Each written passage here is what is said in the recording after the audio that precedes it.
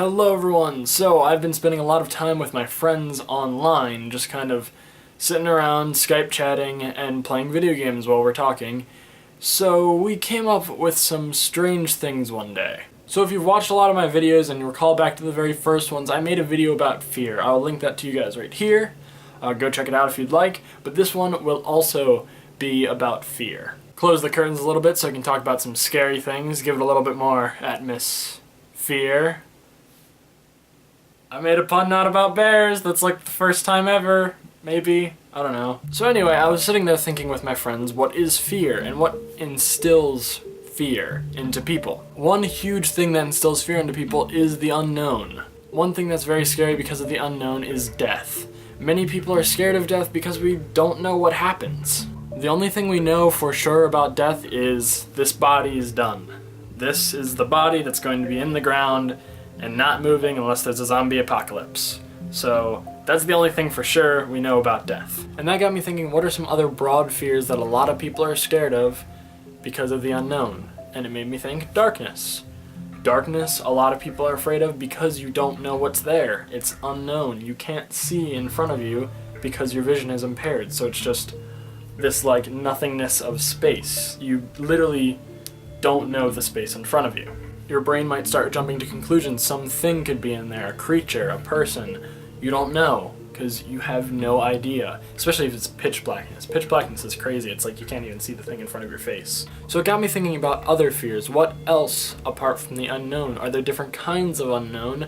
And I did figure out there is one major different kind of unknown, at least to me. And the really weird trait with this kind of fear-inducing event, I guess we can call it, is that it only works for the people who are in the known. So if you have no clue what's going on with it, then you won't actually be scared of it. You'll just take it in as what's supposed to happen. So here's where the whole gaming with my friends comes in. So think about a game you know. Here, let's go with Mario. Almost everyone's played some kind of Mario game, but I mean like the 2D platformer Mario. That kind of thing, not the variations of it, but the original Marios and all that stuff. People have played some type of the 2D platformer. If you really have absolutely no idea how that works, then I'm sorry, but this will be a bit more confusing. So think about you're playing Mario, he's walking along the screen, jump, get a coin, whatever. You're running down the screen, and then all of a sudden, the background starts changing. But you've played this level before. You've played this level before, and you know how it goes. You know, this star is here, this secret block is here. The background definitely doesn't change. It's just the same thing, same theme for each level, but for some reason you're playing it this time and the background is changing. So this is the point where you're starting to think this is kind of weird. Say it's an early level in the game, you've played it a bunch of times. You've seen this level over and over and over again and you're doing the same thing. But for some reason when you played through this time, it's changing. The background's changing. Now the blocks that you're running on start changing and the enemies start changing. Now, what could add to the fear is if they change into something very creepy. Something like, I don't know, like blood's coming out of their eyes or the ground looks like flesh or something. That could just be creepy in itself in like a scary game. But it's even worse than the fact that this is a game you know what happens with. It's something you've played a bunch of times and you know how the level looks and how it goes, but for some reason this is happening. And you have no idea why or no idea how. The no idea how is really the key point to the unknown part. This is the unknown part of what you know. You know the level, and this is just creepy. You have no idea what's going on. But, say someone played this for the first time and this happened.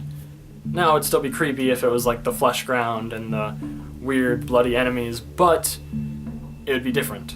Because they've never played this. They don't know what to expect. They don't know it's a horror game. They don't know what it is. So they just kind of take it as, okay, this is a bit creepy, but I mean, it's a 2D, like little pixelated platformer. It's not that bad. It's kind of messed up, but whatever. Whereas if you know it, you're sitting there like, what the heck is going on? I might be coming to false conclusions, but I think one of the scariest things for everyone is when the game relates itself to you in some way, in a way you have no idea how it did it. Like naming your name. If anyone has played any kind of game that turns into a horror game and names your name, it's just kind of like, okay, I'm done playing this game.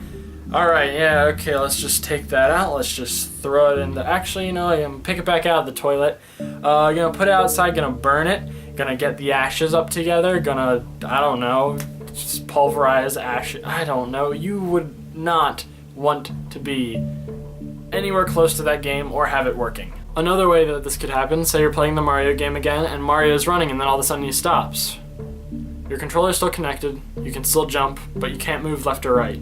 You're just sitting there and like, what's going on? Is my controller broken? And the answer is no, because you can still pause it and things like that, and you can still move around the pause menu, so you unpause it, and you're sitting there looking at the character standing sideways on the 2D platformer, just kind of not moving. You can still make him jump, but then you can't make him jump. And you're like, what the heck's going on? The game's still going, there's still stuff walking around, and then the character just turns and looks at you. And that's it. That'd be enough to just freak you out completely. And again, if someone hadn't played the game, it'd be like, okay, maybe this is part of the game. But since you've done this before, and you know what happens, and you know this isn't a part of the game, you know that this can't happen, it's scary. It's very scary, and that's not even a creepy thing. Like, I mean, staring at you is a bit weird, but it's not like the flesh floors and the bloodied enemies. It's just kind of looks at you. But you know that it can't turn. You know there's no animation, and you know that there's no sprite for it to, like, turn that direction. So, how? Why and how and what? And anyway, as you guys can tell, I like video games a lot, and that's why I chose to describe this whole concept in video games, because I thought it was the easiest way to do it. Another way you could do it is, say, with your phone. You're sitting there on your phone. Yes, my phone's like shattered, as you guys can see. But say you're sitting on your phone and your phone's doing some funky stuff like that. Like all of a sudden you see like an animation it's never done before, and then a weird creepy face. I mean, the creepiness always adds to it, but the fact that you know what's going on with it, you know how it should work, and then it doesn't do that, that is something that's just so terrifying. So anyway, I hope you guys have had a great week. I hope this video made some kind of sense. Please leave a rating, comment, subscribe, and I'll see you next time. Later.